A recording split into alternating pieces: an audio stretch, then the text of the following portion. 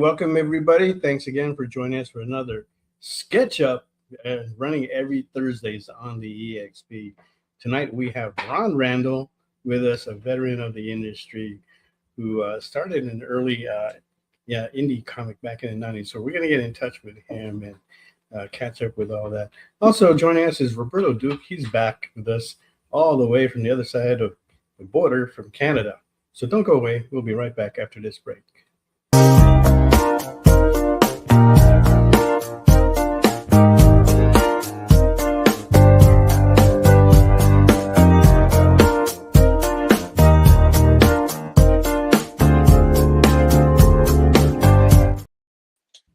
Hey, welcome everybody. Thanks again for joining us on SketchUp, running here every Thursdays at 7 p.m. on the XP. If you haven't yet, hit that follow button so that way you can stay tuned to everything that's going on our show, plus other shows on the XP, including Nick Barucci's The Original Art Experience every Friday evenings. All right.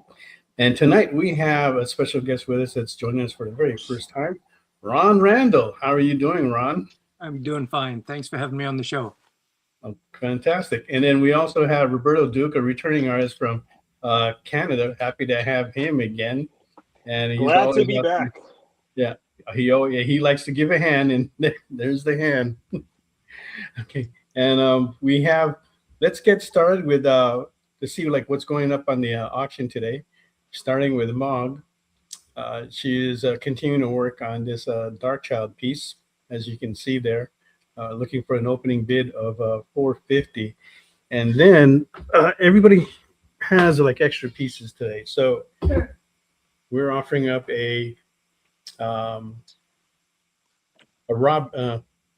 Raven on this. Right, so if you can see that, and I believe we're looking for an opening bid of $150 on that. So we're going low on that piece right there. And then Roberto, as you can see, he's working on a Spider-Man sketch cover. What else do you have for us, Roberto? So I have the Spider-Man going on right now just because I'm going to be leaving a little bit early, so I didn't want to, just cut and run for everybody. So there's an extra piece. I'm going to have Spider-Man right now, and then once this one is done, I'll be working on a Jean Grey because I'm going to continue with doing X-Men characters on the show.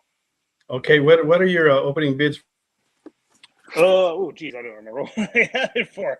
I believe this one is starting at 130, and then Jean will be at 110, if I'm not mistaken.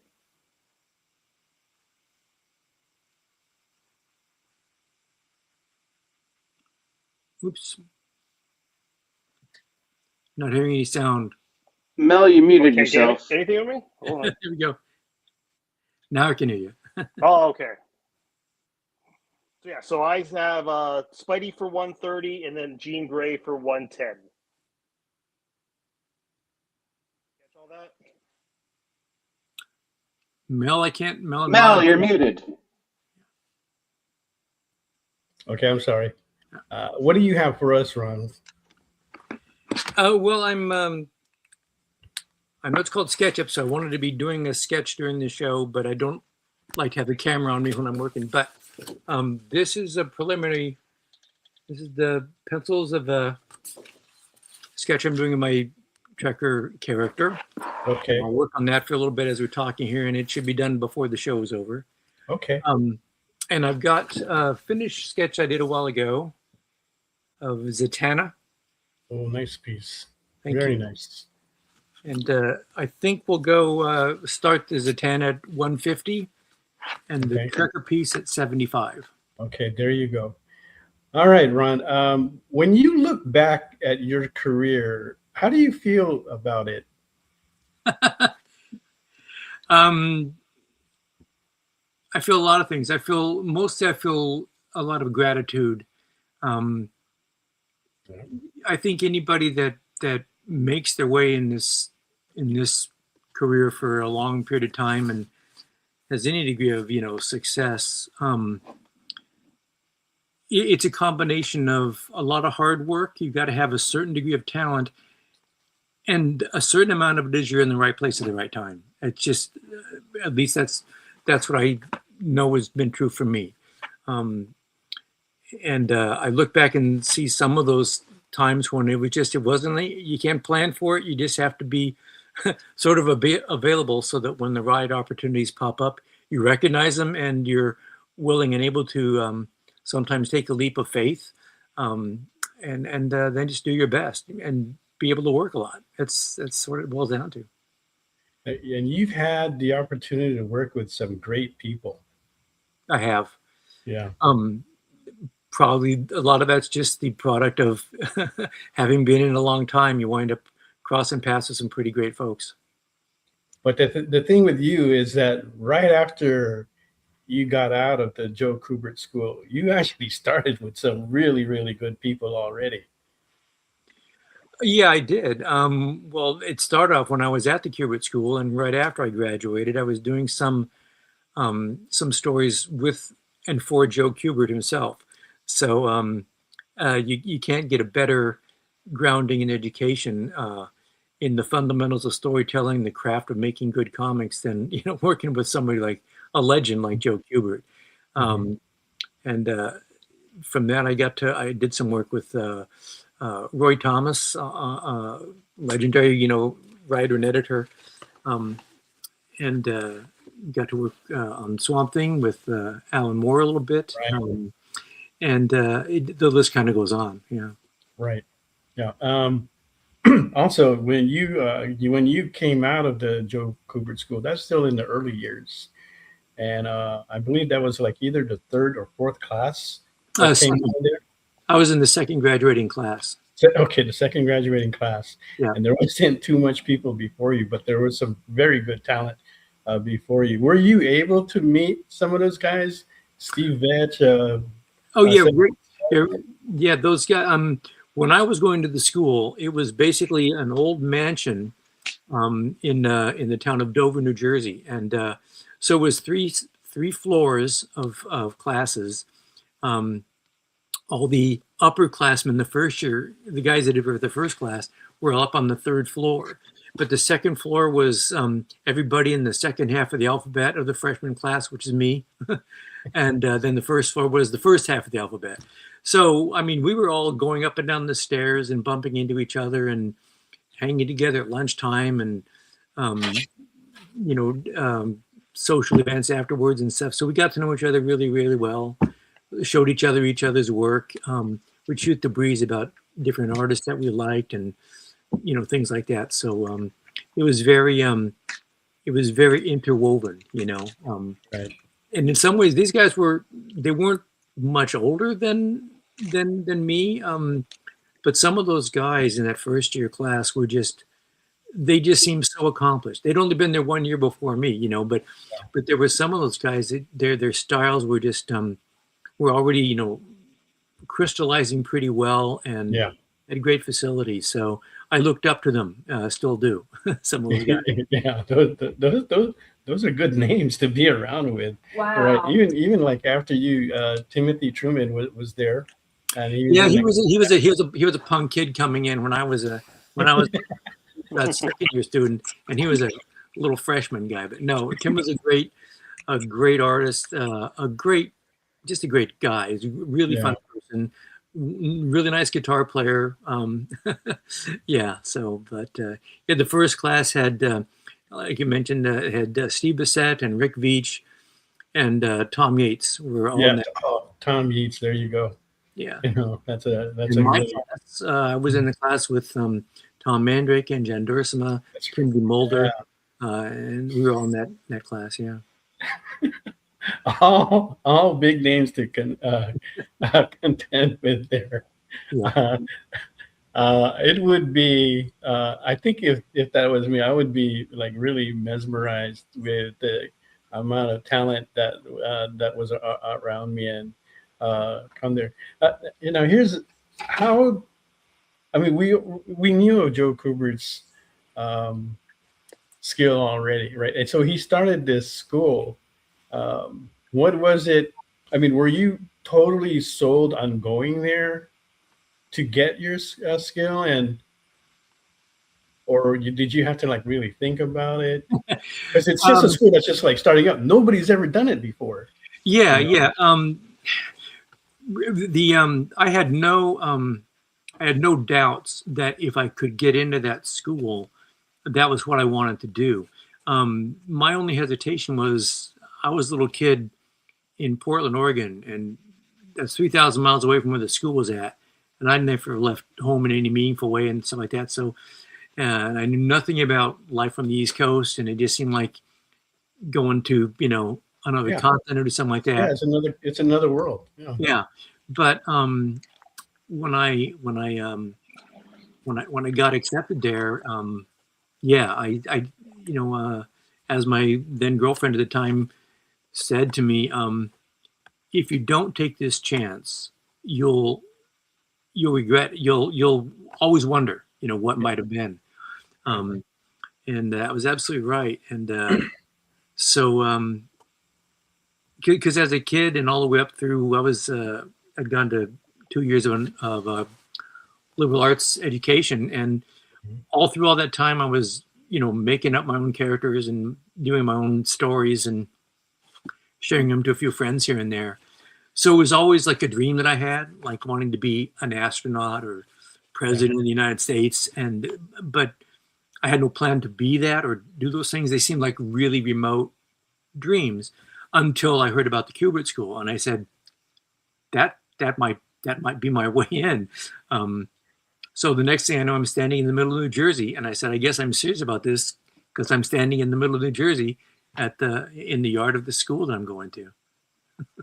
How did you feel with the or was the culture shock a big thing for you there? Not in the school, but in living in New Jersey. Yeah, it's a different environment. There was a lot more people and a lot less space. So you have to be more aggressive as a driver of your car. It's just it took a little bit of adjustment for somebody who was, like I said, a kid in Portland, Oregon, which is a pretty sleepy little town or city, small city at the time. Right. So there was that, but outweighing that was the fact that I went to this Kubert school, and I was, you said maybe I was like, you might have been intimidated. Well, remember when I was going there, these were just a bunch of other kids that were wanting to get into comic. Steve Bissett, Rick Veitch, those guys they weren't legends. They were just other guys like me. They were a little bit older, and I felt that like I said, their styles are maybe a little bit more along the path, but they just wanted to do the same thing that I did and didn't have any clue how to do it really, or what I mean. We were all at the beginning stage together, but we all had the same passion.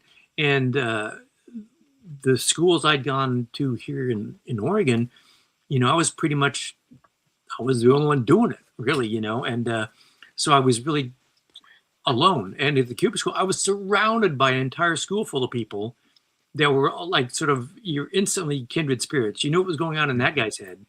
He's trying to do the same thing you want to do, right? So it was exhilarating in that regard, Wow. I can kind of like relate to that coming from Hawaii and just trying to find people that were collecting comic books, and that was hard.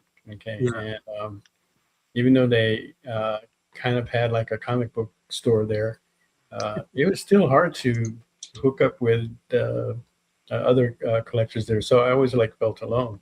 And first time going to San Diego, I think that's the first time I felt like, wow, I found my world. You found your tribe, right? Yeah. I found my world. Yeah. So it's that kind of a feeling I can associate with on that. Now, what do you think? When do you think? At what point in your career do you feel like is when you felt like you made it? Is there a point? Have you heard of this thing called the imposter syndrome? Yeah. Yeah, I mean it's I guess I'd say it almost like it comes and goes. You feel like you've made it for a while, but then a job will fall through or comes to an end, and then you're needing to find another job, and it's okay. So it's like you're inside the exclusive clubhouse, and then you're out of it, and then you got to find what's the new secret handshake to get back into the secret clubhouse? That was been my path. I mean, there's some people who get into comics and then they're just, they're just locked in. It seems like they just get one great assignment after another. And that's wonderful. But for me anyway, it was more sort of in fits and starts. So, yeah, so I'd say that's kind of the way it is, to this day, I can look at artists, and pretty much every artist I think can say the same thing. I can look at artists and say, yeah, I know what that guy or gal, I know what they're trying to do, and I can do that. I can do my version of that, and I'm there. And then I can look at other people and say, how the hell did they do that? What kind of magical wand did they wave to create a piece? How does their mind think to see something like that? So in some ways, I just think, yeah, I do not belong here. So it's, for me, it's like it comes and goes. All right. So, and who do you who of the people that you've worked with, who have you admired the most that working with? Working with, well, again, there's I'll try not to take too long a time, but sort take all the time. Yeah. Yes, please. This is awesome listening to. Yeah, just listening to you is like amazing. Thank you. Well, sort of, I'll try to do it a little bit, maybe chronologically, but the first, other than working on some backups in Sergeant Rock and getting to work with Joe, yeah, which that's sort of like it's in its own sphere of existence. Everything else is mortals, but after that, I sort of hit the jackpot, is the way I put it, with my first regular gig in comics. It was just a 6-page backup story, but it ran every month in the Warlord magazine, right. Mike Grell's book. That was Barren Earth, wasn't it? Oh, well, good. Well, remembered. Very good. Yeah. But the reason I say hit the jackpot was both the guy who was writing it was a guy named Gary Cohn, who with Dan Mishkin created the Blue Devil and did some really great work there. But he was a young, aspiring, or just beginning writer, as I was just breaking into business myself. And they got paired up to develop what became the Barren Earth. And working with Gary was great because he was a very collaborative collaborator. We would talk over the stories and build up the world and develop the characters together. He'd had some great ideas germinating and forming, and I got to contribute to it. But like he would write basically the outline of a short story and hand that to me, and I would adapt it into a 6-page chapter that would be that month's installment of the Barren Earth. And the way that worked out was he would send me, like I said, a short story. I would break it down in rough drawings and even jot in some suggestions for dialogue or whatever, and send that back to Gary. And then he would write a script, and then I would draw it, and then he would revise the script. And so it went back and forth. It was a very close collaboration, and it happened to be in a genre that checked a lot of my boxes. It was a science fiction series, and I love science fiction. And there weren't that many opportunities back then to do science fiction in comics. It featured a strong female lead character who drove the narrative of the story. She wasn't the eye candy. She wasn't the sidekick. She wasn't the girlfriend. She was the badass. And that was hardly known at all in comics. And that was Gary's thinking. And it was, number one, every artist wants to draw attractive women. I just can't imagine one who doesn't. So there's that. But also, it was just, it felt so fresh and different. So, so working with Gary was a great treat. Skip ahead a little bit. I got to work with Alan Moore on Swamp Thing, and that was a phenomenal experience, as you might imagine. Yeah. There's some people that complained about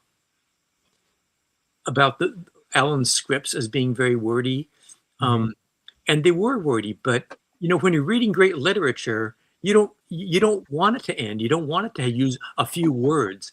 And Alan, even when he was just writing panel descriptions that I and the editor were the only people that were going to see them.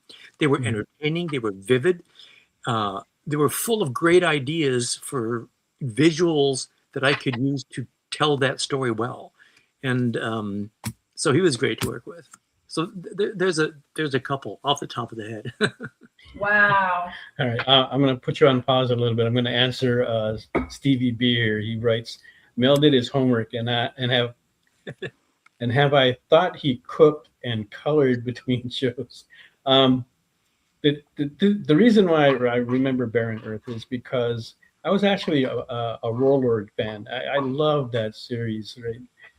And Mike Grell's work on there was just really beautiful. So, and I'm a fan of sci-fi as well, a big fan of sci-fi. So I like all that stuff. I love reading John Carter Mars, Warlord, and things like that. You know, and DC had some other books like Ariel, and Marvel had. I forget what that title was. I think it was like Kill Raven, Kill something, which I really enjoyed as well. Kill Raven.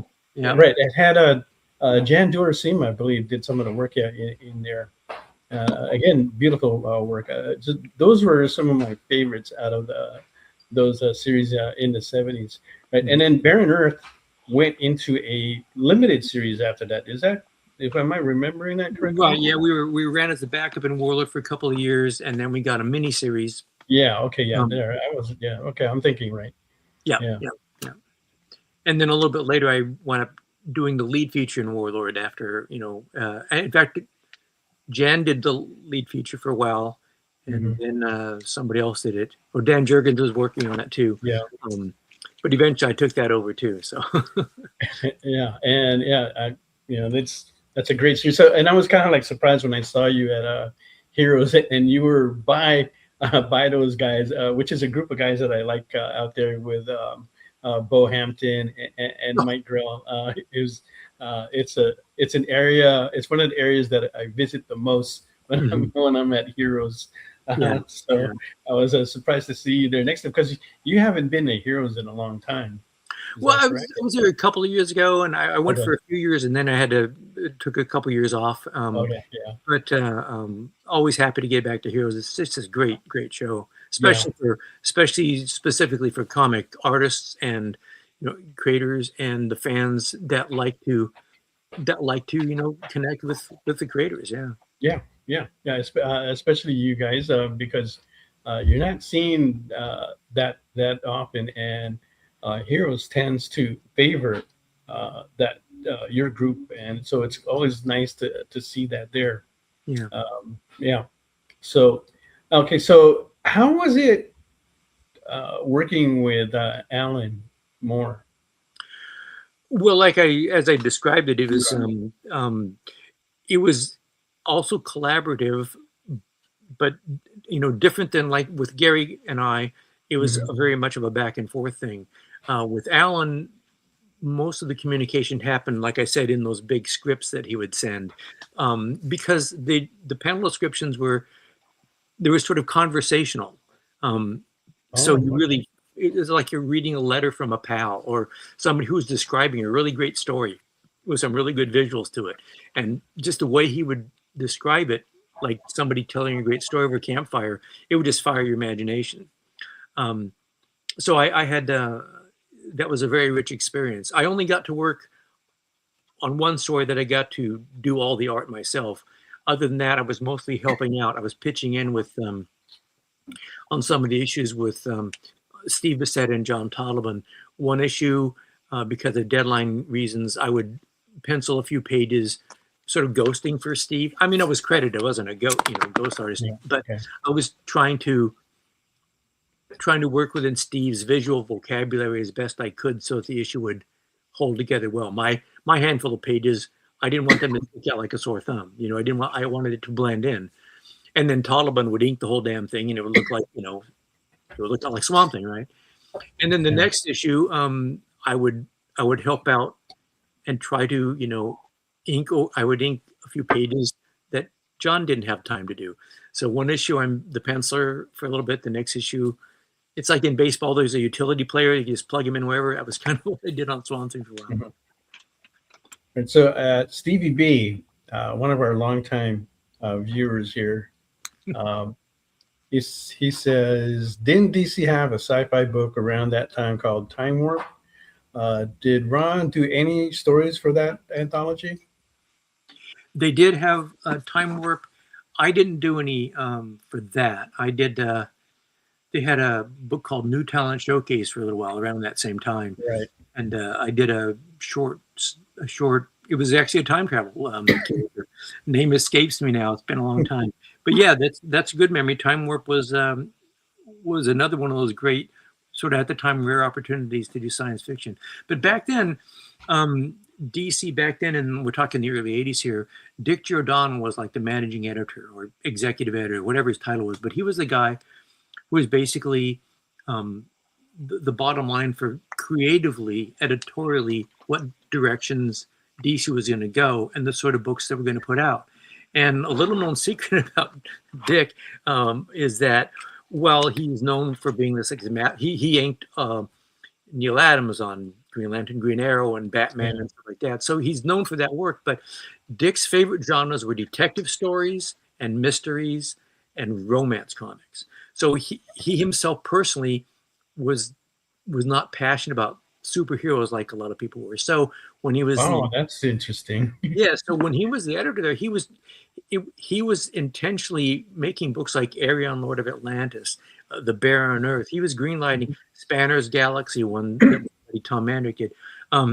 He was greenlighting titles that were science fiction. They did a detective comic when he was there, and because he was really trying to broaden the genres. Now you look at the landscape now, and that's where we're at now. You got every kind of story imaginable, shelf after shelf of them in the comic shops. But back then, that was kind of a rare thing, and so I'm grateful that Dick was the managing editor when I was coming of age. That's one of those right place, right time situations. Yeah, it was hard. Science fiction wasn't like a big thing. It was.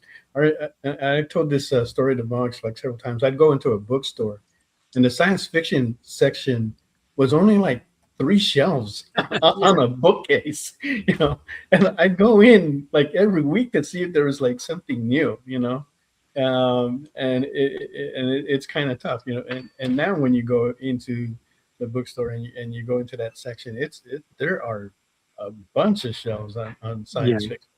Yeah.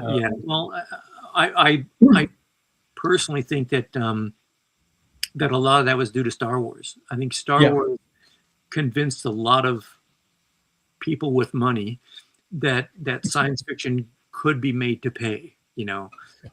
Before then, you had a few great science fiction movies like 2001: A Space Odyssey, right? But it wasn't like a mass market sort of thing, No. No, the most common thing that I saw on the shelves back then were Star Trek novels. And, for science fiction stuff, yeah. And then there was Conan was coming out, which was I was going to pick up whenever I could. I always had to wait for the soft cover. I couldn't afford the hardcover. Yeah. So they would come out like a year after. So I'd see the hardcover and go, man, you gotta wait a whole year for this. So true. Yeah. But times have changed, and it's amazing what sci-fi has done for us. It's not just in our industry, but in the world that we live in, that has because it has inspired the technology that we have today. Right? A lot of things that these guys were writing about back in the novels were just like dreams, and didn't think those things were possible. And we have many of those things now today. And it all started from those books. Somebody's imagination that came up with it. Mm-hmm. So and some of it's for better and for worse, because a lot of those science fiction stories were cautionary tales. Yes. And, sometimes we've learned those lessons, and sometimes it's like when you're learning how to drive a car and the instructor says, watch out for the telephone pole.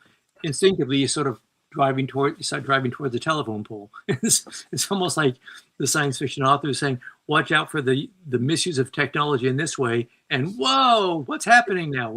That's where we're at in a lot of ways. That's where we're at. Are we paying attention? Are we listening to those warning signs? It's kind of scary. Stevie B writes, Rick Butler did a Star Hunters book on DC that probably came out in the wrong place and time. Maybe. Yeah. Maybe so. Yeah. That could be it happens, obviously. Yeah. Yeah. Oh boy. Okay, let's go around the room and take a look at what everybody has so far that they've been able to. I know Ron isn't going to have much. He's been talking a lot, which we're enjoying here today. Looking at Mog continuing her Dark Child on this piece here, and that is looking for a starting bid of 450. That will be colored with a background. And then we're also offering up Raven here, who's she's kind of like going, I guess, full metal in a way. She's just like fully stocked, ready to go on a killing mission. And we're starting that at 150. So if anybody's interested in that. All right, and now let's go to Ron. Your Trekker already has a bid. Wow. From Stevie B. Beautiful. Right. Clean work. Sweet. Now I've really got to get it done. Well, you don't have to get it done within the show. If you finish it like a little after, that's fine. Right. These guys are used to it. Okay. They're pretty lax and friendly about it. And Stevie B understands that. Really good guy. We meet him at New York, and fun to have him around. Talk a lot of stories about comics in the earlier days. And you also have the Zatanna, if you don't mind showing that. Yep. Sorry. There we go. Beautiful. So what Looking for, let's see, what is the price we were looking at for? 150. 150, yeah. 150 to start out there. Okay. Yeah, what I've taken to doing with my most of my commissions, I ink them in black and white, and then I use a little gray ink wash just to give it that, that mid-tone value. Mm-hmm. I've come to enjoy that finish a lot. So Nice. And now let's go to Roberto, All right. who is Wow. working on. So that one's that. And Yeah. I'm That's just the gonna Jean scooch it Grey over. You can see the and the Spider-Man. Spider-Man. cool. And your Spider-Man, you're looking for a bit of 130 130. And then the Jean Grey that you're working on is 110. is at 110. All right. So those are the opening bids. If you want to place a bid on that, guys, go ahead and do so in the comments. And if you are the winner, make sure you fill out the form that you can find on the front page. And that way we know exactly where to get that from. All monies go directly straight to the artist, and they do keep everything. You will get charged for shipping on that. All right. I'll repeat that magic. That magic is calling me. Which magic? Oh, Dark Child. Sorry, you got me confused. You are such a magic freak, Rook Piece.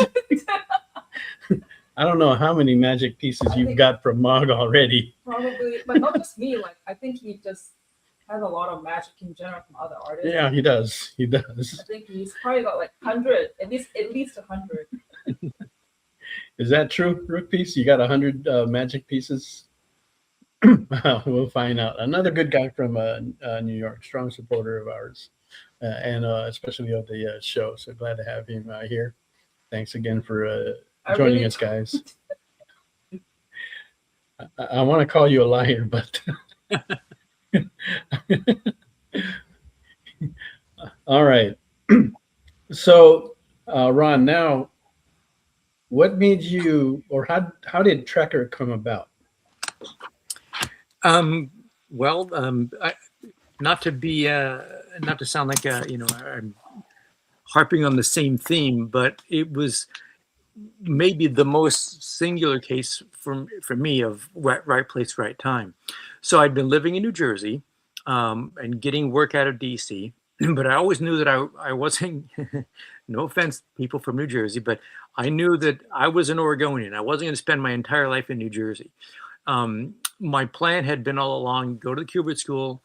Then if things went well, insinuate myself into the business well enough that I could then move back to the West Coast and work long distance. This is back before there was no internet. Right. Federal Express was just coming in. They had this thing called fax machines. That was your technology. That and long distance phone calls and the U.S. mail. That was what you had. Yeah. So working from 3,000 miles away was a whole different thing than it is now.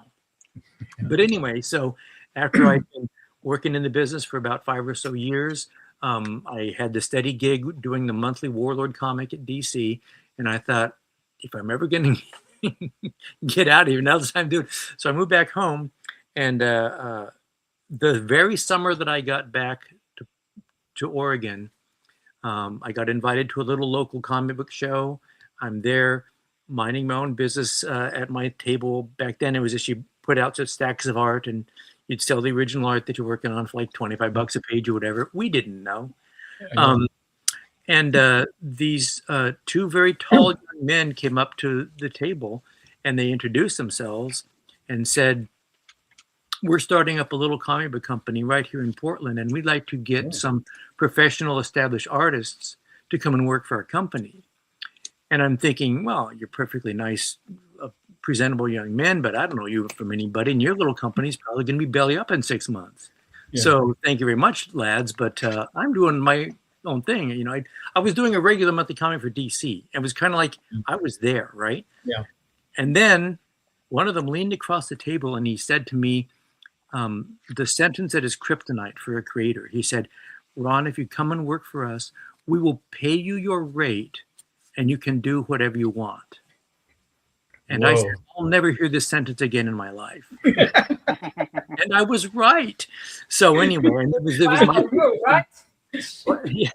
that was Mike Richardson and Radley Stradley, the publisher and editor of the then just starting out Dark Horse Comics. Right. Again, they were starting out the year that I moved back to Portland and were looking for a handful of people. And I just happened to be the guy sitting at the table with some Warlord art. Oh my.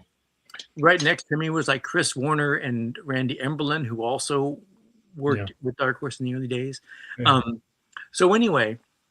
It's like a movie. It's like it really is, isn't it? It's just like, this doesn't happen. It's like a Hollywood, you're going to make it big, kid.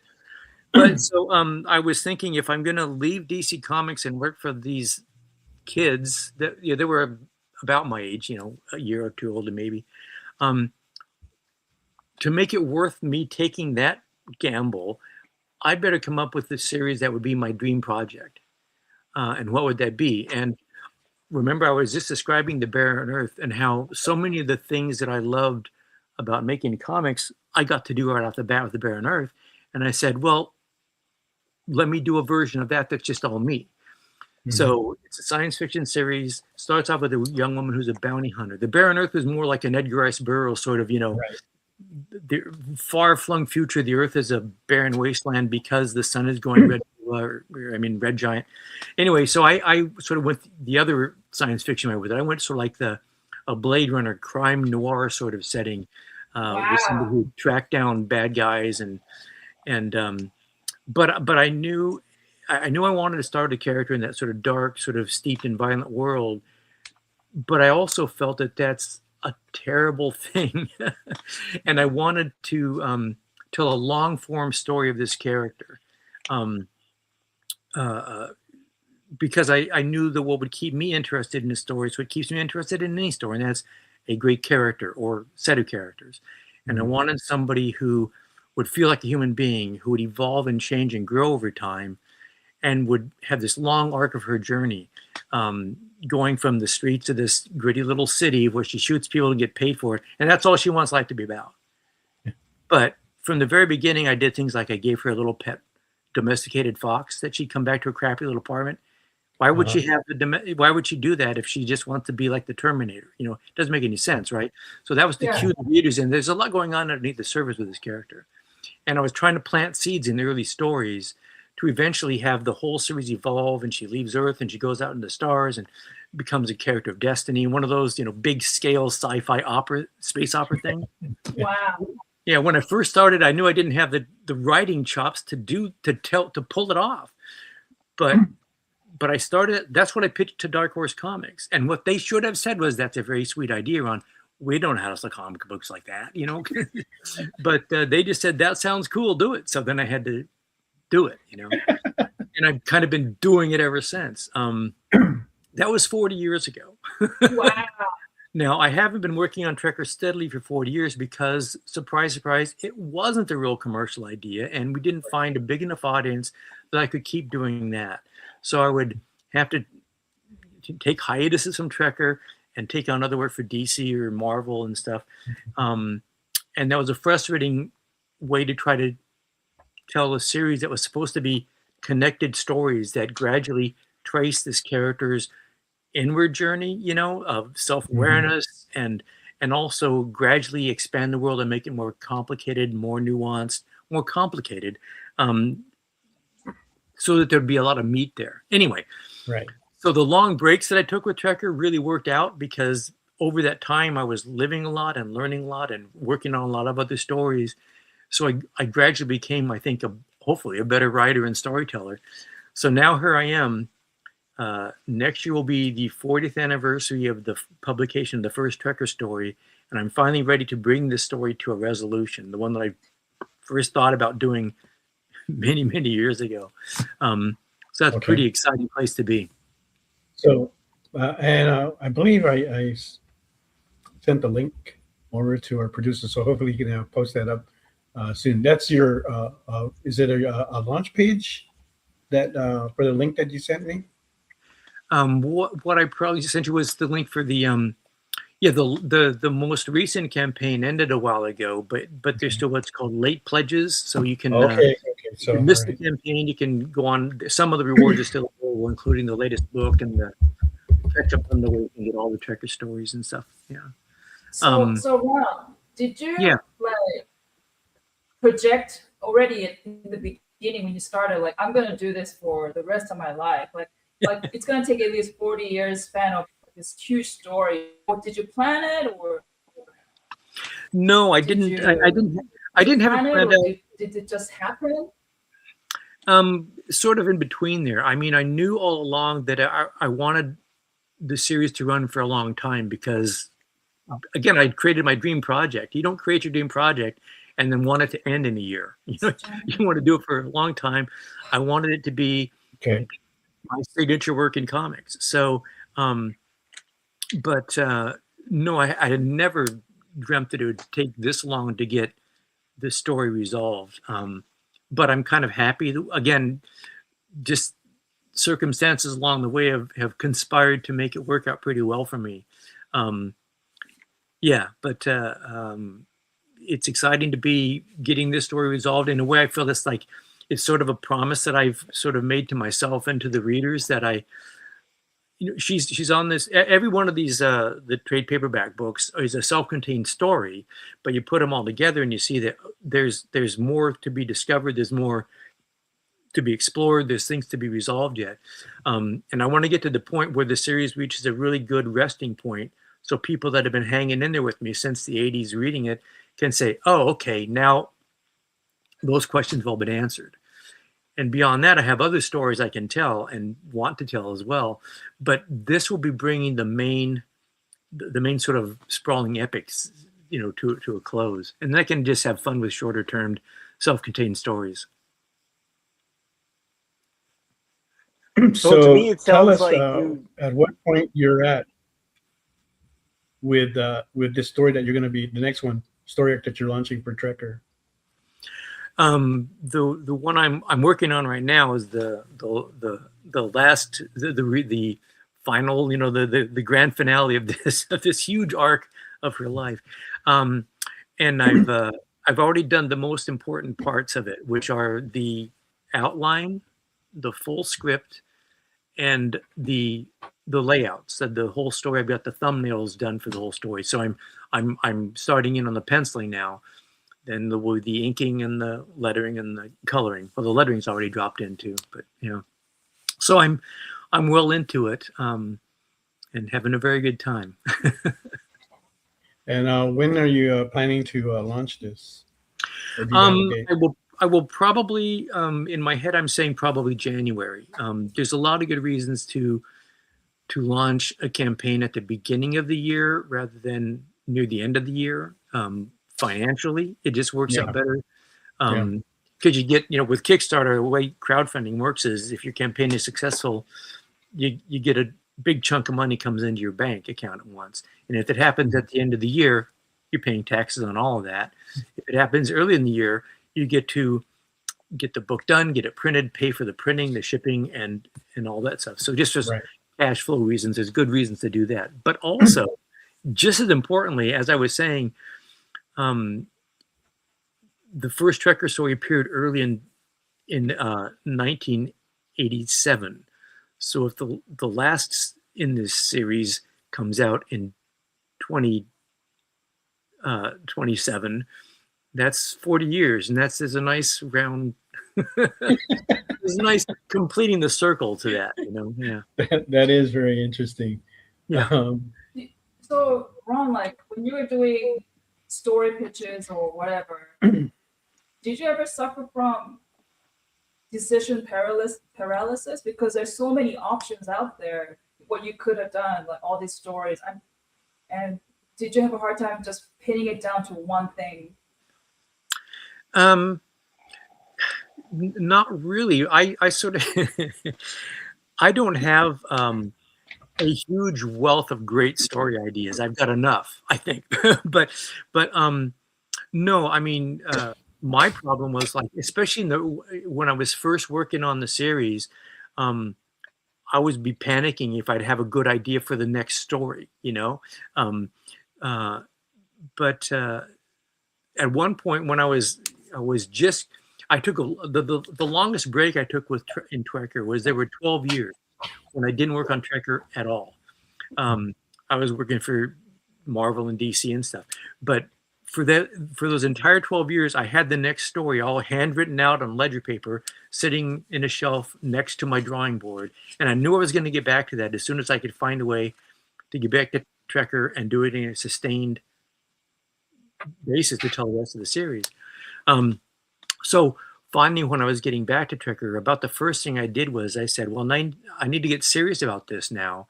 So I wrote out an outline for just in very broad strokes how I wanted the rest of the series to be shaped to get to that resolution point. And the outline means that for this trade paperback, this graphic novel, I'd have like 1 or 2 paragraphs out, the gist of what was going to go on there. And then for the next one. And that gave me peace of mind. I felt I had a solid skeleton or armature, and then I could just, as each new story would appear, I would just flesh it out by putting in details and science fiction things. And I guess one thing was that I like so many different sort of subgenres of science fiction. I mean, I love the Blade Runner crime noir stuff. I love the suspense, aliens and Predator, and the primal confrontation with an alien creature. I love Flash Gordon spaceships crash landing on swamp planets like Star Wars. I love Dune. I love the epic scale of Dune. So every time to flesh out another Trekker outline, I just said, ooh, I go to the candy shop and pick this one this time, sort of, But I just sort of relied on my whatever felt like it'd be a fresh change of pace for me. So each story sort of shifts the gears a little bit, but hopefully retains the same tone and texture with the characters. And so the readers shouldn't feel a jarring change. It should all be sort of, organic, I guess is a way to put it. We lost Mel. He's gone away. No worries. I think we should just take a break because he just went to take a bathroom break. I think it's about time. Can we take a bathroom break, please, Kyle? Hello, Kyle.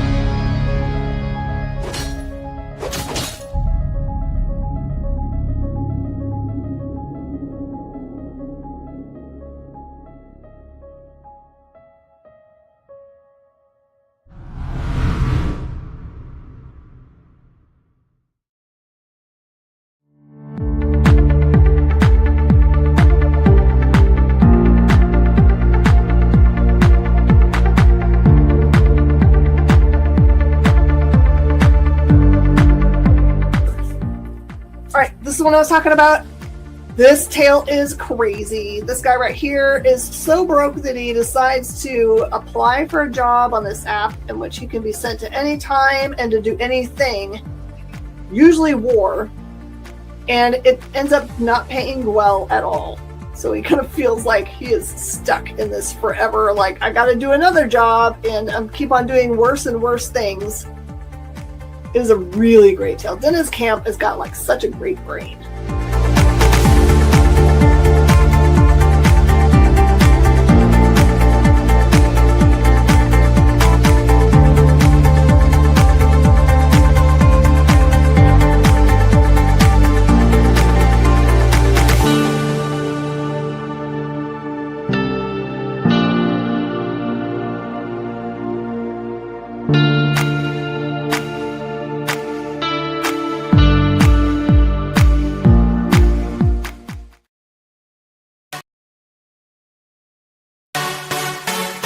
Twitch. It's not just what happens when you have too many energy drinks anymore. Check out our content over there, too.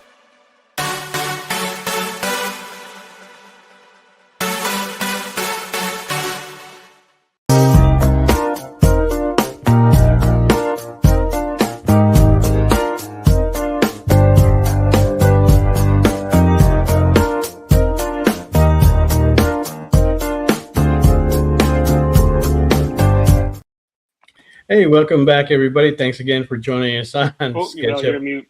And I do apologize for the quick exit stage left that I just did there. But when you got to go, you got to go. I thought I could make it to the top of the hour to hit that commercial break. But, man. I was wondering if it was something I'd said. Oh my God. No. I was trying to listen. If anyone can hear me, I can't hear anything. Oh, man. Mel, you know it's your job just to ask for a break and we take a break, right? Yeah. Oh. I just didn't want to cut Ron off. Okay, and so I was waiting for him to get to the point to finish that, but it just wasn't happening. And I was going, oh man, and I was holding for a while. I said, yeah, okay, I'm going to see if I can, make it to the top of the hour, but that just didn't happen. And I said, oh God, I said, oh man, I really got to go. So, so I do apologize for that. That is, that's the first time that I've done that. Yeah, it's okay. It happens. Anyway, to answer, I think Brooke, you asked me about the commission price thing. Sorry, I completely forgot about it because I was really busy working on this other commission. I'll get back to you after the show, so don't worry about it, Brooke. Yeah, we'll cut you a special deal. Very special. No, you know we take care of you. All right, so Stevie writes, Nick Cut and your Kubert School classmate Tom Mandrake did Spanner Galaxy at DC. That's right. Did you have any discussions with him when Trekkers started? Oh, that's a good question.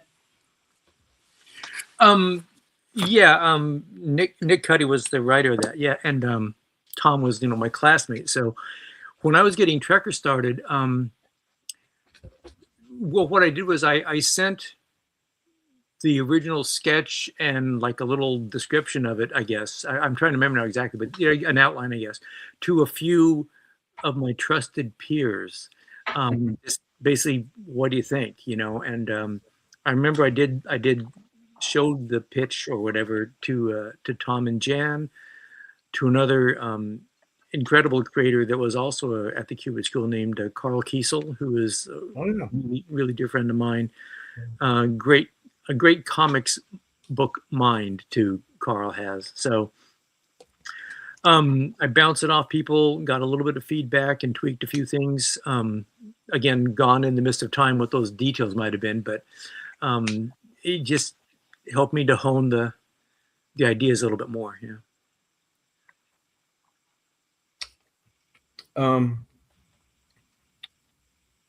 As you were saying that writing wasn't quite your thing, but you went right into it. Did you do any preparation or take any special classes to get you started on that, or did you just go right into it? Well, I'd written just a couple of short, stories that were that we published in the back of Sergeant Rock. So I'd done that, but more to the point, when I was going to college, I was double majoring in art and English because okay. I wanted to make comic books, which is what? Art and English. So, so I did a lot of writing, but it was, prose writing and that stuff. But the thing is, I feel if you're doing your job as a comic book artist right, your job is you're a storyteller. And sometimes you're given a script, or like I would say in the case of like when I worked with Gary Cohn, you're given like a story outline and then you adapt it to comic books.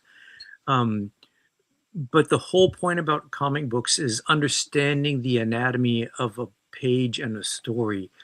What goes on a page? What gets you to a page turn at the end of the page?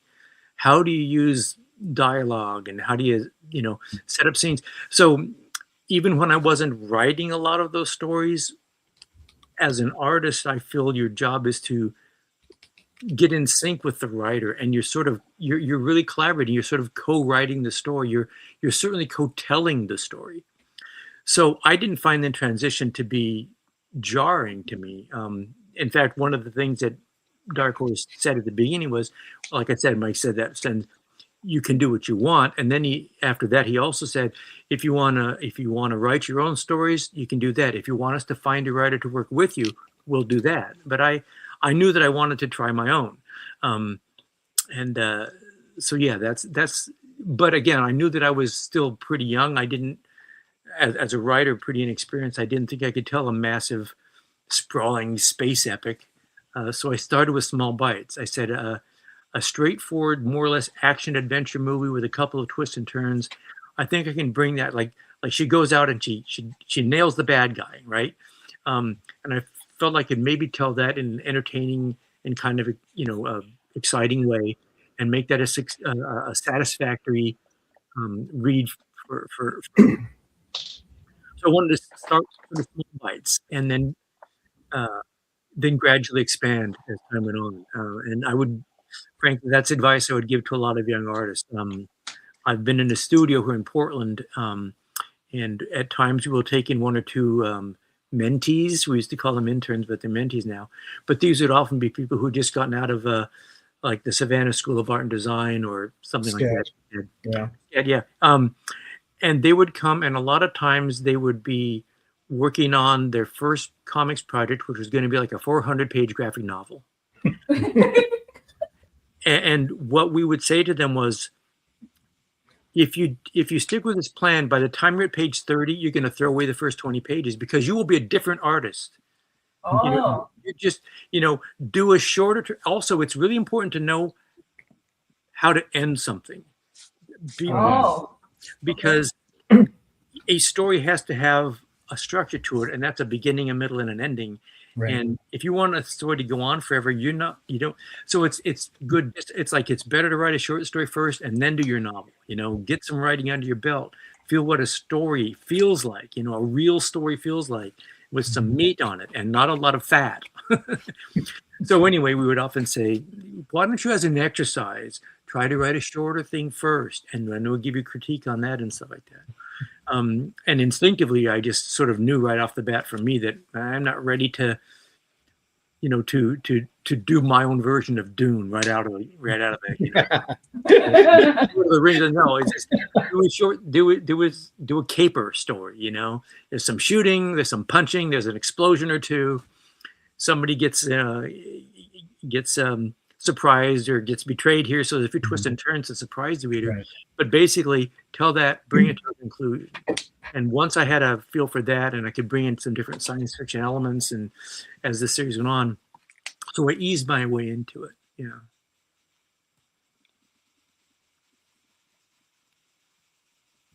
Okay, well, I'll just put in There's a question. How good do those magnets work from stopping the warping? Not very good.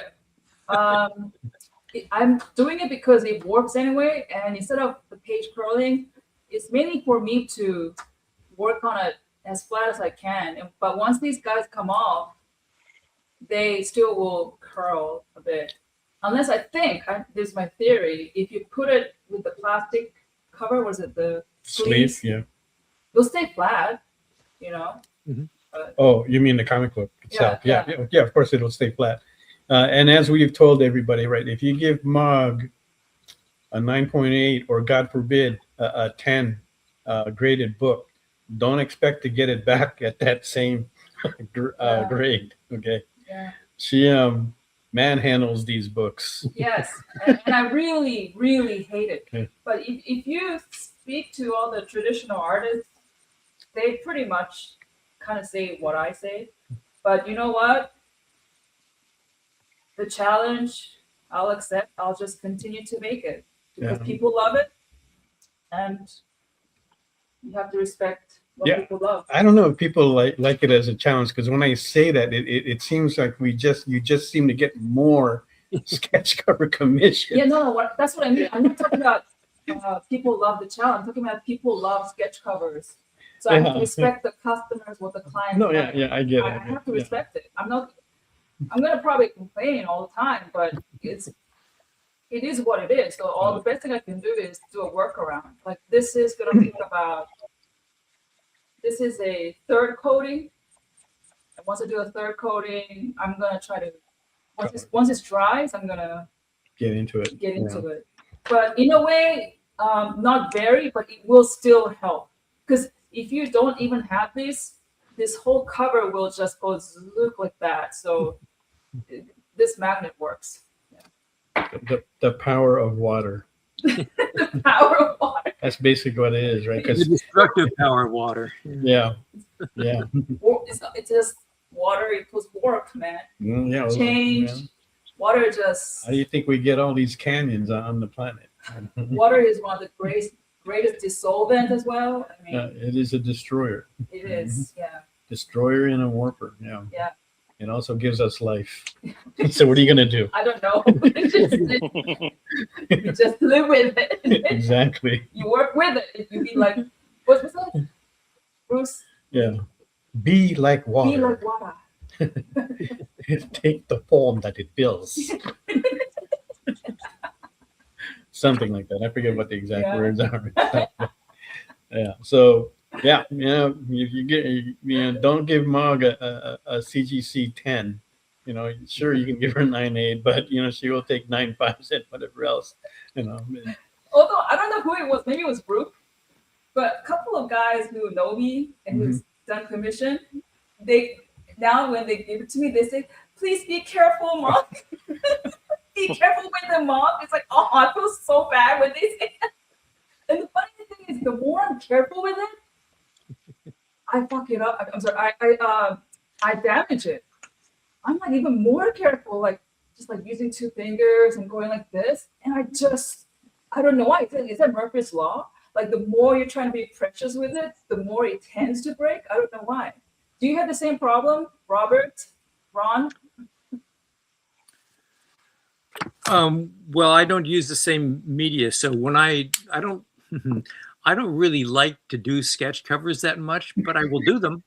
But often the paper is just not a really great quality for the tools that I do use. But I don't have trouble with the warping because I don't use I don't use watercolors and tones like that. So my problem is more just it's an awkward thing to do. Yeah, it is. That said, some people just do amazingly great sketch covers, So more power to them if they can do it. Yeah. I tell Mog, you don't have to use watercolors. This can be easier, but she continues to use them, and I go, well, then that's on you.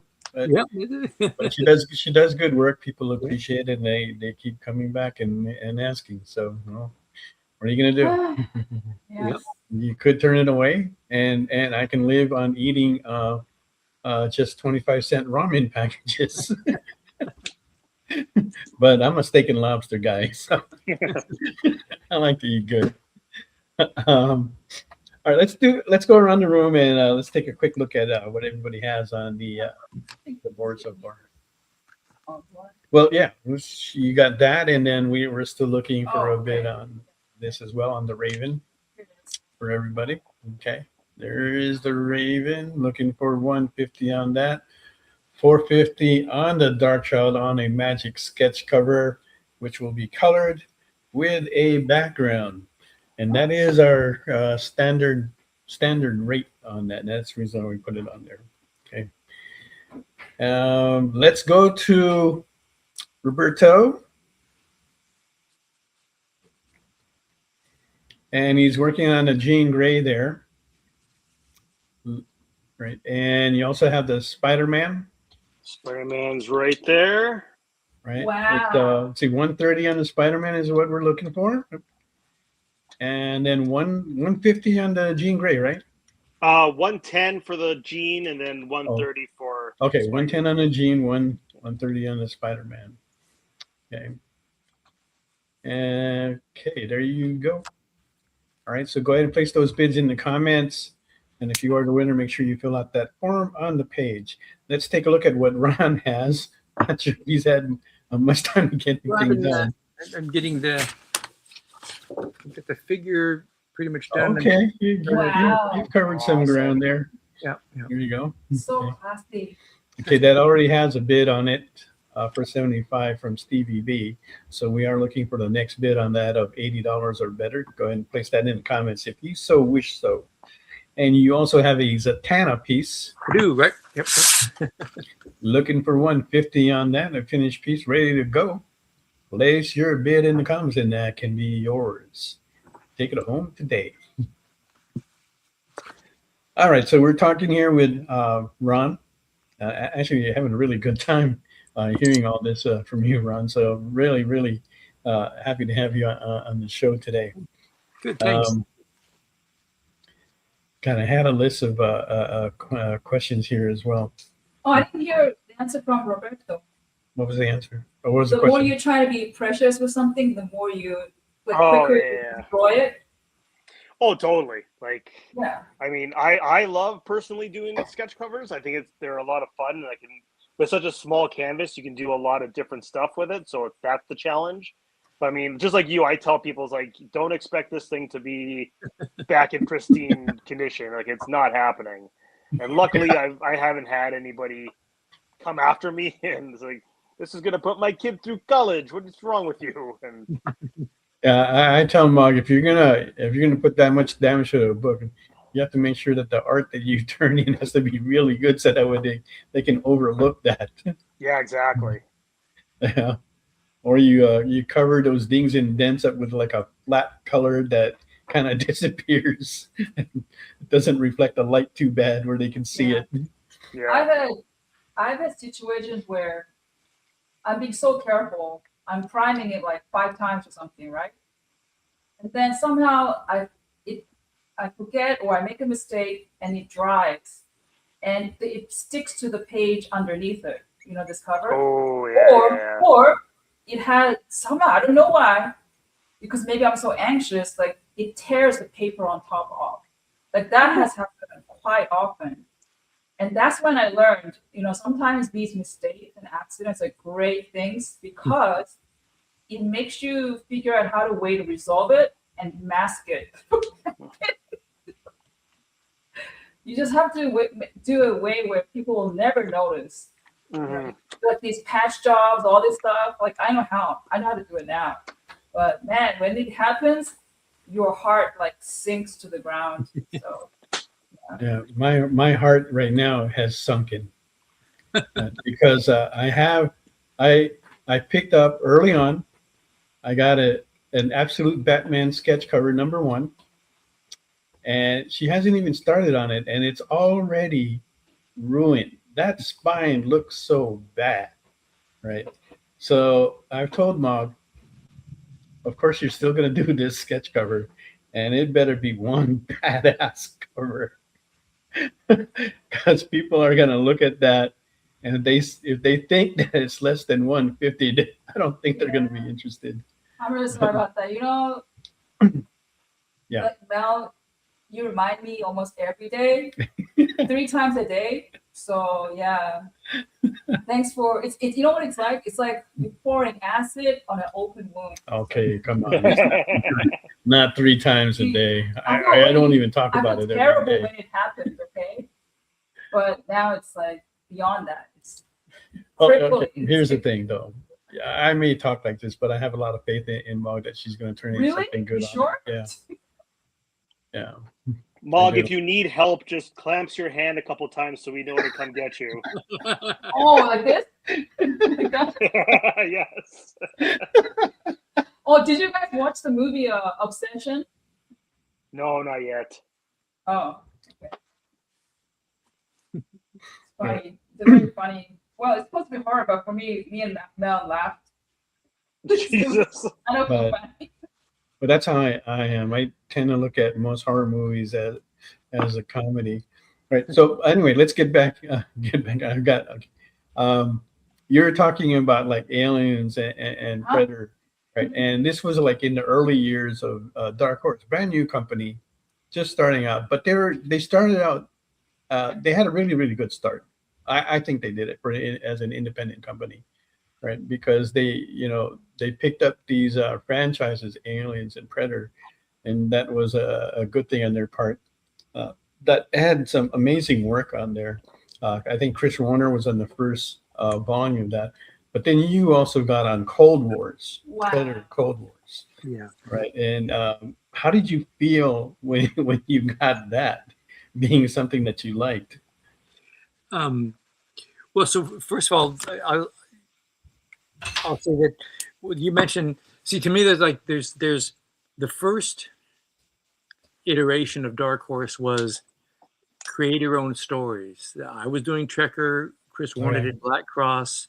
Paul Chadwick created Concrete. Right. Those were the first. That was the first phase of Dark Horse. It was launched with a lot of idealism. They wanted to let creators, do what they wanted to do. It's great, but sometimes those books aren't the ones that are going to sell the best, right? Mm-hmm. So, Mike Richardson, very gifted at making deals, and he's a good businessman and a good salesperson. So he arranged to then get some of those early licenses, Aliens and Predator. And later, a huge coup was when Dark Horse Comics, this little company in Milwaukee, Oregon, got the license for Star Wars. It's amazing, It's because of Mike. Anyway, so, but how it felt to work on Predator, it was very weird. It was such a huge shift of gears for me. I didn't do monster comics, Oh, okay. But the first thing I had to do was they sent us some stills of the Predator, both with the helmet on and the helmet off, and the uniform and some of the weapons. And so I just broke out a sketchbook and started figuring out what the structure of this creature was and stuff.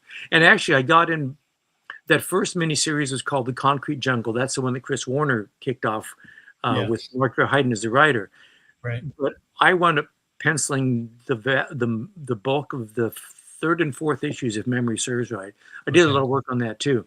Yeah. So I was, and there was like, again, when I, just like I've been doing ever since I worked on Swamp Thing, where I look at a book, if it's already an established book that has a strong style that readers are responding to, I feel my job is to try to preserve that style as much as I can. So on those jobs, I see myself as being something of a chameleon. My job was to go on that first Predator miniseries and say, what is Chris doing here? How much of that can I possibly bring to my work so that, again, the readers won't get this shock turning the page and all of a sudden everything looks different. I wanted to try to figure out Chris's visual drawing vocabulary and emulate it as best I could. So it was a stretch. Chris is a magnificent artist, but we are really, really different in our artistic leanings and temperaments. And so it was that was a big stretch. It was work. That said, drawing the Predator is a blast. It's just such an incredible design. It just looks creepy and scary as hell. You can hardly do it wrong if you're anything close to being on model. So that was great. And then I did the Cold War miniseries, and then after that I did one with again the same writer, Mark Verheiden. It's great. Yeah. Great. He works a lot in Hollywood. He knows the structure of movies. So getting him to do, basically he was writing sequel movie scripts that's what he was doing. He looked at all those miniseries as being structured like a movie, and he can write that stuff just great. So then getting to do 2 series, of my own, I pushed a little bit towards my own stuff, but I still, Chris has this very muscular, very masculine, testosterone-y, classic American smash mouth comic book style. And that's so good for Predator that I did what I could to sort of hold on to as much of that as I could. But it was great. It's great fun. Yeah, that was those were the books that I enjoyed most out of Dark Horse in the early years. They had some other great stuff that was coming out as well, even in the later years with like Frank Miller and so. But for a company, it was very impressive to see them with success like that. And I know they wanted to do the creator-owned books, but I think sometimes you're trying to do that, but you're also trying to make ends meet, and then you have to expand into other areas that you may not have wanted to, but you want your company to survive. Yeah, and maybe not that he didn't want to. Him meeting Mike Richardson, but maybe it's more like he just hadn't even thought about it at first. He thought he was going to do his comic book company and take some pals and do their comics. So I'm not sure exactly. If I don't think he had anything, I don't think he hesitated to do it. He probably, he was a big fan of those things. He took on properties that he liked. He liked Predator, and he loved Star Wars and that sort of stuff. So I think he tried to keep the passion, the personal investment, the emotional investment in it, and he was the publisher, and he set the tone for that company. Yeah, those were good decisions to take on like Predator and Aliens that had a very good fan base already right off the bat when those movies came out. Even though they're like decades ago from that point, but people were waiting for the sequels and stuff, and this was a way to kind of like feed that kind of like frenzy that was going on between the films, that we could get a little taste of that, just to wet our whistle a bit.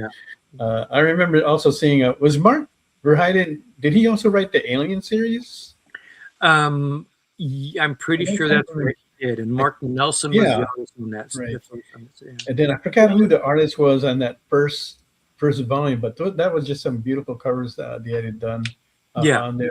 Yeah, very glossy and stuff. Canadian guy, I believe. I forget his name though. Well, Mark Nelson, I think it's. There you go, Mark Nelson. Yeah.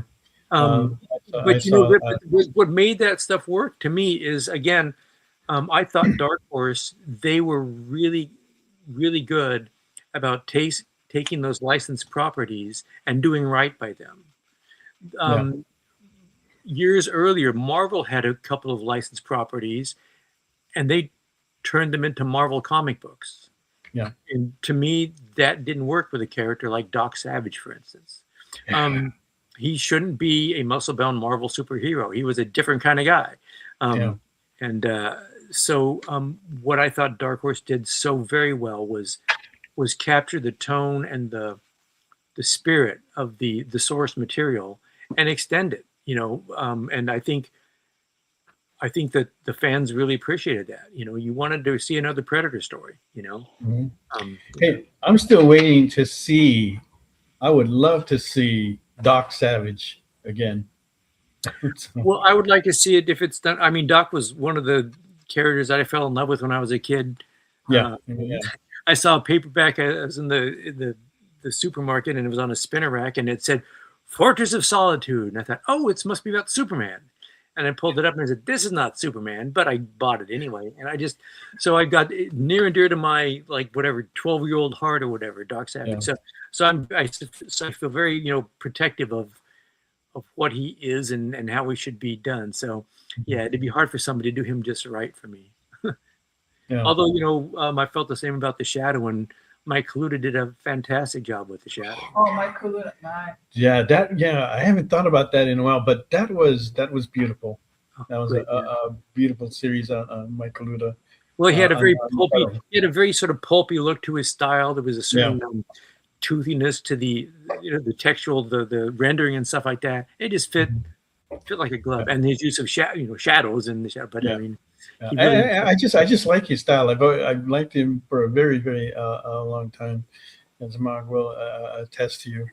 Yeah. And I'm pretty sure I do still have the Predator stories, and I know that I must have approached you at some time in San Diego, probably later 80s or early 90s, and I had that whole series signed by you.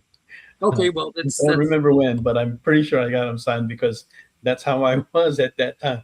I'm going to get all my books signed by all the artists that are at San Diego and approach everybody there. So it was nice to see everybody there. And that was a good time, because you could approach anybody, get them to sign something. And it was so easy to do, not like today. Yeah, you have to get your tickets and stand in line and all that. It's not the same, and that's why I haven't gone back in such a long time. But okay. All right. So other than you've had some other great runs on some other books, other series, what do you like the most that you've worked on other than what we've talked about so far? Right.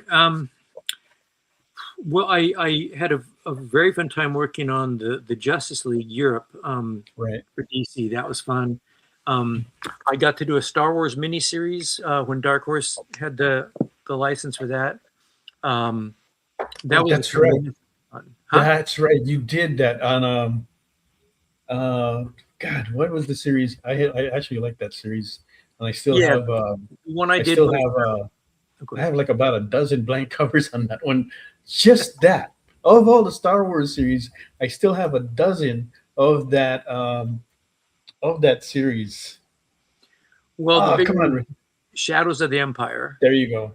Right. And I worked on the sequel to that. It was called Shadows of the Empire Evolution. So it's a big name, but that was really fun, both because I got to collaborate with somebody who was really, really receptive to my ideas and my input, and so we worked well together on it. His name was Steve Perry, no relation, not that Steve Perry, the other Steve Perry. But he was a very good writer. And when I saw the first draft of his story, I said to him, Steve, this is a good story. It's got a lot of good stuff, and I love the main character he created was kind of like my character, the arc that I wanted my character to go on, from being an implacable bounty hunter to discovering over time that she's a human being. Well, the main character he had in our Star Wars series starts off as she's a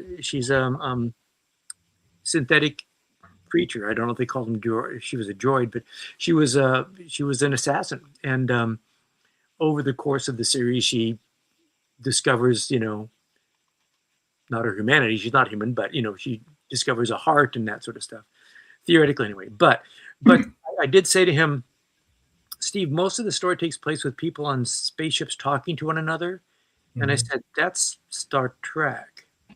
Star Wars, you have ice planets and you have, crash landing in swamps and fighting the lizard monsters. Star Wars has more got that sort of swashbuckly. You go to lots of different worlds and there's a lot of texture and stuff to it. And could we get some more of that in there? And he just ran with it. He just made a story that had to me, it felt much more like a Star Wars story, swashbuckling, less negotiating with an alien species and more taking out the blaster or running from the monsters. Let's see. I think from Stevie B, he writes, from your Kubert class, Ron, I think Jan and Tom went back to teach there. Was there anyone else? Kim D. Mulder was also in our class. Was an inker at DC for Marvel mostly, and then some at DC. Did a lot of stuff at Marvel. Did some Swamp Thing at DC. That stuff. So Kim D. Mulder was also a teacher for many years at the Kubert School.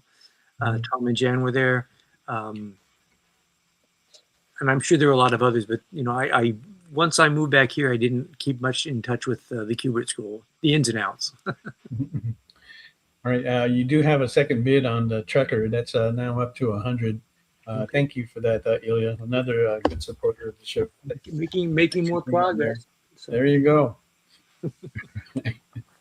I think Roberto is saying he has to leave. Right, Roberto will be leaving soon. So guys, yeah, I got a couple more minutes.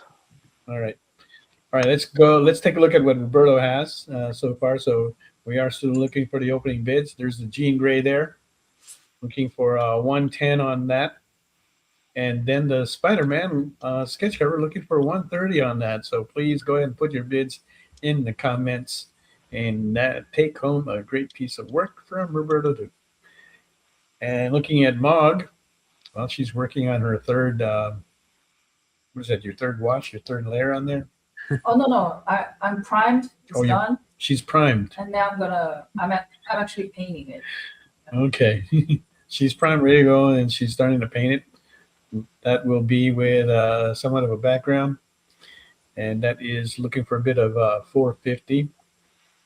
And if you saw what the Savage Gwen looked like last week, then that'll kind of give you an idea of like where she's going with that as far as quality.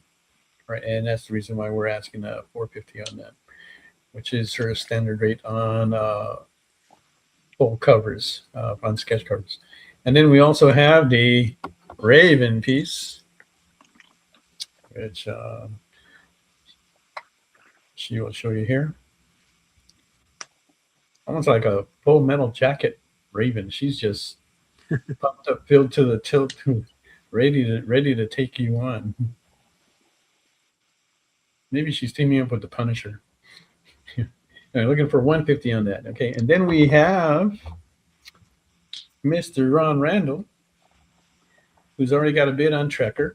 Yep. Looking for the next bid on that of 1.5 or better. And then he also has a Zatanna piece. Still looking for a bid on that for 150. That is a great piece for 150, guys. Place that bid in the comments. And that can be yours. All right. Let's talk a little bit to Roberto here before you go. All right. Have you got anything that you're working on recently, Roberto? I've got a couple anthologies coming up pretty soon. They're going to be up on, I believe, Kickstarter within the next few months. I actually got a lot of cover commissions for some other indie books, so that's going to be a lot of fun for the summer. And then I'm trying to clear up my schedule because I'm getting the itch to just do my own creator-owned stuff. So that's going to be coming down the pipeline fairly soon. Did you just get that idea tonight? I've hearing Ron go on about his journey and stuff like that. It really adds fuel to the fire to get that stuff going for myself. But like this, a lot of this stuff has been gestating for a while. It's just like, okay, it's time to get going, time to get started, because I'm not getting any younger. And we're here with you, Roberto, because that was exactly one of our goals that we stated at the beginning of the year, and that we've got to start getting on and working on the projects that we talk about, but just don't seem to get physically started, right? So I did physically start on them earlier this year, but when these cons started coming up, I kind of like laid them off to the side. I have to force myself to jump back on those, even spend like a little time every day, just so that way I get into the habit of working on them with Mog. Absolutely. So yeah, I want to definitely get that done, right? So hopefully we can do that this year, right? Mm-hmm. All right, guys. So again, Jean Grey looking for 110 on that. That's a pretty good sized piece there. Yeah, 11 by 14 for this one. Yeah, 11 by 14. Okay, that's kind of like a large piece. And then the Spider-Man sketch cover 150. Right, so go ahead and do that in the comments. That Raven isn't going to make it through too many TSH points in that app. Oh, that's for sure. Yeah, that's why I feel like calling it the full metal Raven. She's just carrying like way too much lead. All right, guys, I'm heading out. Just a quick thing. This thing will be done. You can see it on my Instagram probably by Monday if you want to take another quick look and maybe message the gang if you want to bid on it. But it'll be done by Monday, so you can see the finished piece. Radpencils.com is where you can find me with all my shop and all my other stuff. So that's the place to go. Radpencils.com. And yeah, it has my links to all my socials and my shops, so that you can take a look at this thing when it's done. Okay. And thank you for coming on the show today, Roberto. And you're also going to be handling the SketchUp panel at Edmonton. Is that still a go? I have no idea. I haven't been accepted for that show yet, so I have no clue. So if you know something than I do, then yeah, please let me know. Okay. I can get my ducks in a row. All right, I'll talk to you about that later. Awesome. That's still we still got time to work on that, so that's not going to be too much of a problem.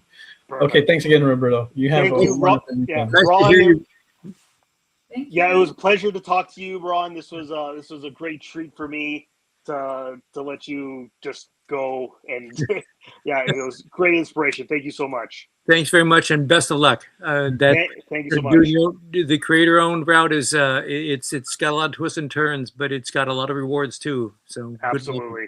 Thanks. Thank you so much. And Mel and Mog, good to talk to you guys again. We'll talk to you guys soon. Okay. Right. Yeah. All right. Take care, buddy. Thanks, everybody. Bye. Yeah. Bye-bye.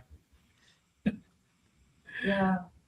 But it's like what Roberto said, Ron, you are really an inspiration for creators who want to do their own stories. So Right, because like we see a lot of independent creators now because the landscape has changed, which has allowed creators to produce their own books. But back during your day, it wasn't that easy. Well, no, it was yes, it was freaking impossible, is what it was. I mean, there was DC Comics and there were Marvel Comics, and if you want to count them, there was Archie and Charlton, and that was the publishing world of comics back then. This wasn't the wild west of the 1940s when people were publishing all kinds of books because if the war was on and people were buying comics.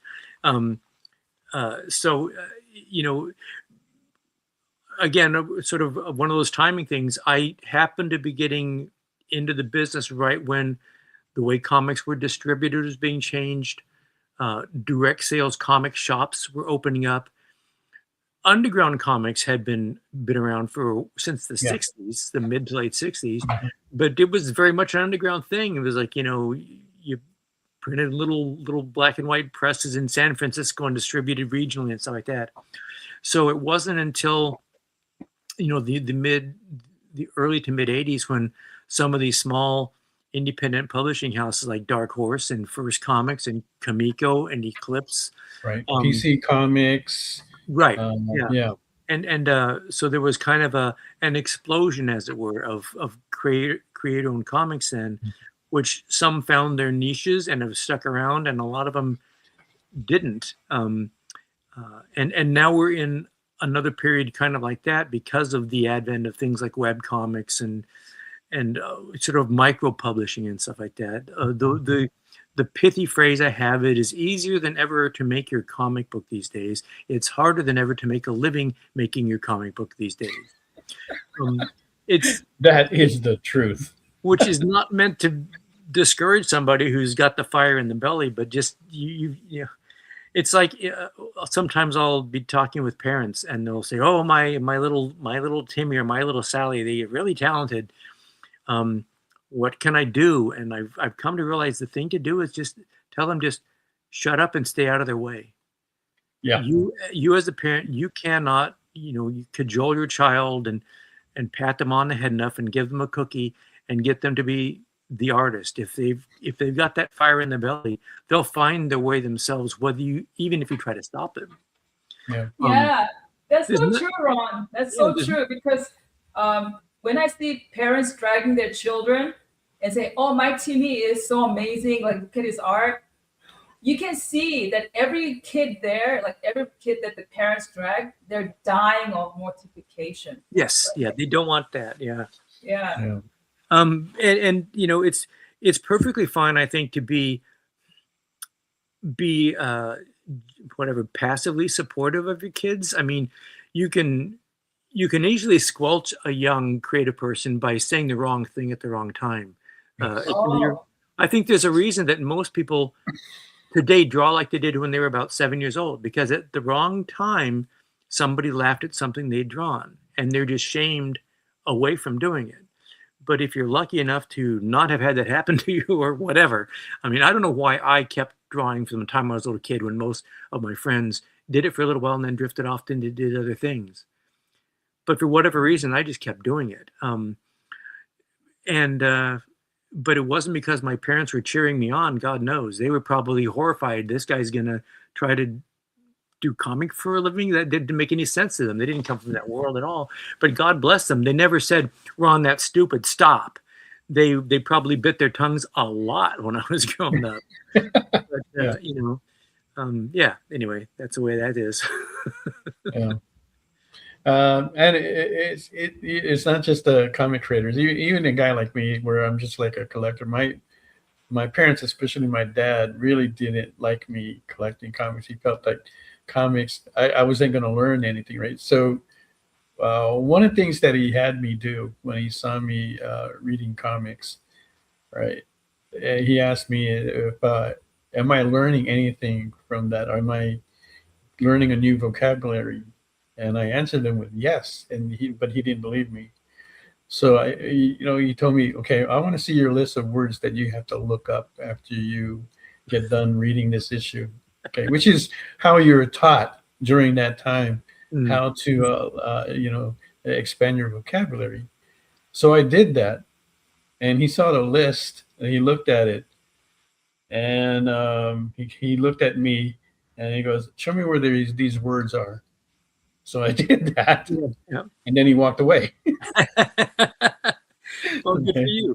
Yeah, I mean, it's comics is reading, and if they're written by guys who are competent writers, guys and women, they will stretch the vocabulary, and it's when you're a writer, you're in love with the vitality of language, and Stan Lee was a madman about that sort of stuff. He used these blocks and blocks of captions, but they were full of this colorful language, and it just pulled you into the stories, and some of it was the use of his language, and yeah, I mean, I remember when I was a little kid and I'd read a Flash comic, and that's how I found out about molecules, and they vibrated at different rates, and it's really, if it's hot, the molecules are moving really fast, so you get some good science out of those old Flash comics.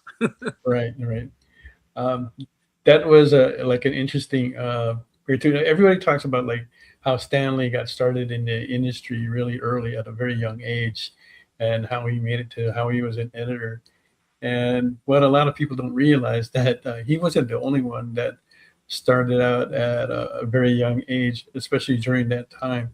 Right? You can look at, if you know the story of like Joe Kubert, and how he was started. Okay, this guy at 12, I think he started drawing like at 5 years old or something like that. And then some people saw his work and they hired him, and he was doing like a 2-page story. I forget who it was for, but they were paying him $5 a page, right? At a time when the minimum wage was 25 cents, this kid is getting $5 a page. You know what? I'm gonna feel like a rich man. Oh yeah, something like that. Yeah. And here's your dad. You're working in his shop, and he's a butcher, right? And I don't know if he's getting that kind of money. And he's like, this kid is gonna support us. Keep drawing, kid. Keep drawing. Yep. And it worked out pretty well for Joe. Yeah. But both good guys. I don't mean to knock Stan Lee down or anything, No, I no. just wanted to, somehow that story just kind of popped in my head, with your association with Joe and stuff. Hmm. Yeah. All right. So CV writes, I had the art dream, but I peaked too early when I designed the winning flag for our 6th grade field day team. Never could reach that mountaintop again. I think that's a problem when you taste success too early.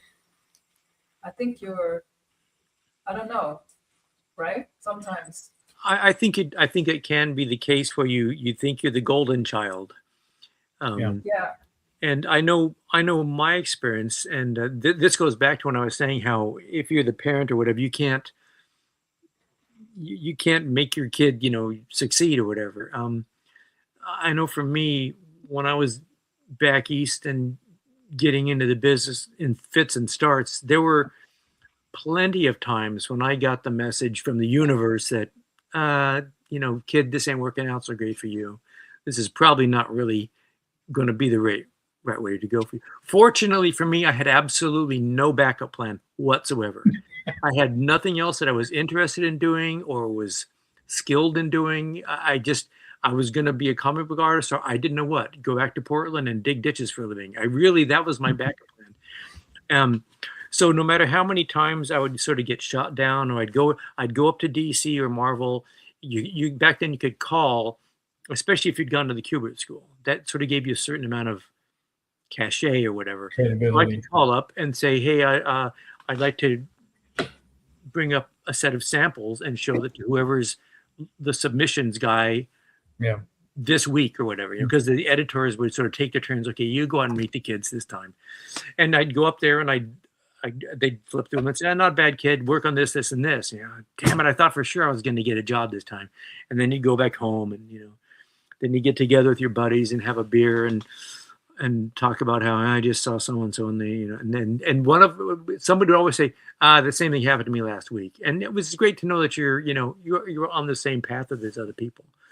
But the point is that if you're the golden kid, like Mog was saying there, if you get a message early on, you're special. You will get plenty of messages as you continue saying you're not special. You will get those messages, and not your parents, not your buddies, not your girlfriends can make you deal with that. You've got to deal with that, and you've either got to say, "I'm not special. I'll do something else," or you say, "I'm not special. I'm doing this anyway."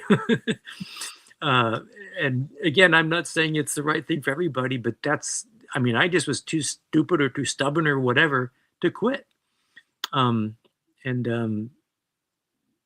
have no regrets. It certainly has not been an easy way. I've had years that were real struggles for me to get work, and other years when it was just going great. So, but that's a career, that's life, That's so interesting that you said that, because there was this very classic, famous movie that I think it came out in the 90s, the Korean movie called My Sassy Girl. And in there, the main character said all his life since he was young, his parents kept saying, "You're a genius. You're such a genius." And he learned, now that he's in his 30s, mid-30s, he's nothing. He's unemployed. He's so he's basically telling the viewers, please don't ever tell your kids that you're a genius, you're special, because it made me late. I'm quoting him. It made him lazy. Like, it made him bank on that. I'm so special. I don't have to work hard on anything. Right. Yeah. Yeah. Boy, the only thing I know about being a parent is that something I heard somebody say one time: when you're a parent, they should say, "Congratulations, you have a baby," and then just hand you a big bag of guilt, because because if you're the parent, you're going to screw up. You're going to screw up a lot. You're going to get a lot of things wrong. You're going to say the wrong things. And if you're lucky, your kids will survive you.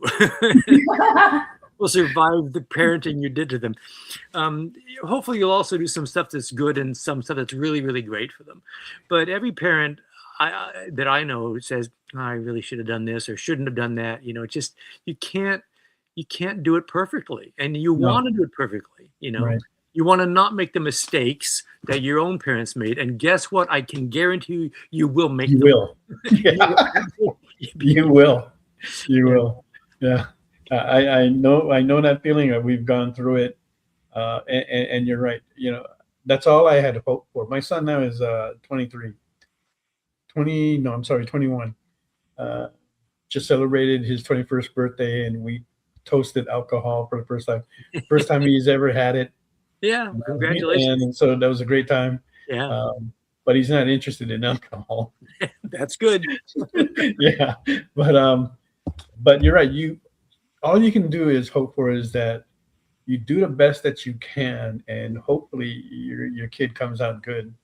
And and I'm happy how my son is turning out. I feel very lucky and fortunate for the way how he is. He's a very good kid. Maybe the truth meaning is don't have expectation to your children. Right. Maybe. Yeah, I've tried to, I don't want to force him to go in any direction. I want to let him find his own path, his own direction that he wants to go to, and encourage him. Because I feel like whatever he wants to be, even if it's just being a garbage man, if it's something that he passionately loves and he's going to be happy with, then I think that's more important than trying to be a rich guy that's not happy. Well, I think when I was when we were raising our kids, I remember I said it feels like what it's something that you often do with a little baby, where you put the baby, like if it's just learning to crawl or whatever, put the baby down on the baby blanket and put like 3 or 4 toys within their reach, and then let them choose, right? And they'll pick one and they'll put it in their mouth and they'll put it down, and they'll figure out which one they want to play with. And when our kids were little, the idea was expose them to whatever. If they want to take some dancing, if they want to play basketball, they want to, music, whatever, let them try stuff. That's I think that's kind of a job that's a valid job for parents to take on. Expose your kid to lots and lots of different stuff. Right. And and then again, at some point, your job is to stay out of the way, or to let go of the reins, and that can be hard for a lot of people. Because they want to make sure that their kid makes the right decision, and guess what? You're not gonna. Let them make the decision. They can learn whether it was a good one or not, and they start learning that lesson early in life, because they're going to make mistakes just like everybody else. Well, they are. I mean, as they say, you learn a lot more from your mistakes and from your successes. There you go. Right. There you go. I'm a big firm believer in that, and I tell Mog that all the time. Don't be afraid to make mistakes, because you're going to learn the best from those mistakes. Ilya has a question for you, Ron. Are you taking trucker commissions? Normally what I do is I only normally do commissions either at shows that you see me at, or if you back my Kickstarters. That's one of my reward tiers. I have a couple of them. You can get a watercolor commission from me, or one of these, a black and white piece. So that's how I really do my commissions. You can reach out to me and contact me. Once in a while, I take on something else outside of it. So I might be able to help you out. There you go. All right. And I know Ilya likes to take a lot of backroom deals, so I'm pretty sure he'll contact you. Yeah. In fact, I think we missed a question, but Ilya did ask Ron, like, how many shows do you do per year? It's a really good question.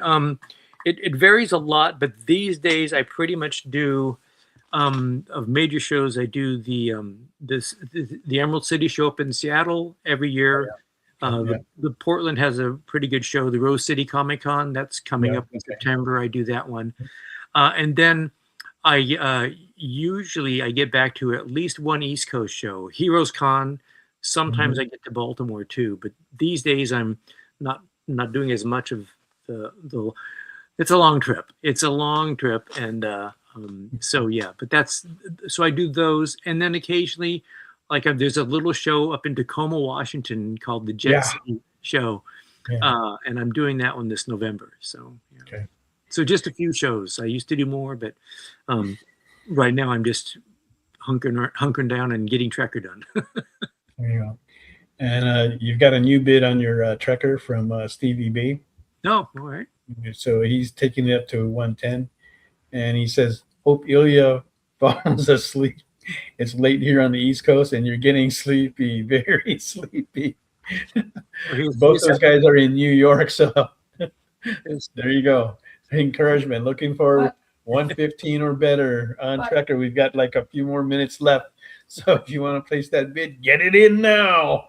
Weren't you also offering a Zatanna? Yes, Zatanna piece. 150 is still looking for a bid. And that is a great piece for 150, guys. So go ahead and place that on there. 120 just came in on the Trekker from Ilya. So a little bit more there, right? Hasn't fallen asleep yet. Hasn't fallen asleep yet, and it might be a while too. Right? But I know Stevie B can also like hang in there with the best of them looking for that next bid. Stevie B, what are you going to do? We've got like a couple more minutes left. Right, and before we go, I want to thank everybody for joining us. This is a really, really great show that we had with Ron here today. Thank you for coming on. We will be gone for the next 2 weeks as we do Comic-Con Nebraska, and then after that, we're going to be shooting over to Chicago for Fan Expo Chicago. Right. So, but when we do come back, we will have Philip again with us, rejoining us, and he'll be talking about a new project that he's working on. And we are now up to 130 on the Trekker from Stevie B. Thank you for that. And what do you say, Ilya? Are you going to bounce back here, let him get away with that? I got a couple more minutes still. All right. No, it's your Stevie B. Well, Ilya, you can still take the Zatanna. I know you like Zatanna. All right. Any final words, Ron? No, just thanks so much for having me on the show. Hope I didn't talk your ears off exactly, but No, not at all. In fact, we're already thinking, and some guys have already kind of like mentioned it in the message, like having you back and having you pair up with another guest that we have, Topper Helmer, who has a lot of stories from the same era as you. He's a longtime collector. He is an artist, but he mainly designs theme parks. That's his thing these days. So he draws that, but he's got a lot of stories, artwork, and things that have gone on in the industry. Steve Lee, aloha. Steve, well, we had a show, an episode earlier that I was calling the Veteran Show because I had guys like Topper Helmer, Steve. Aloha, and I forgot who the other guy was. He's always with I know the wife's name for some reason. What's the wife's name? The wife's name is the Japanese lady. Oh, Daryl Skelton. Daryl Skelton. Yeah.